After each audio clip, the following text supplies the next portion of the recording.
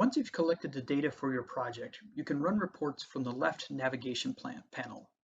Click the plus sign to create a new report.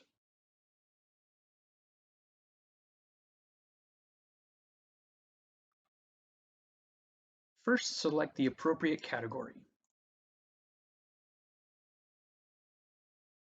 If you do not want all elements and all fields included, click on each field to change the selections.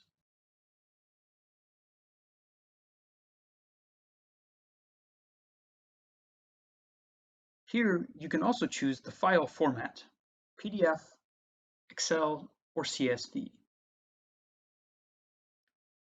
Click Generate Report when you are finished. Once the report has been processed, you can click the download icon to save a copy to your computer.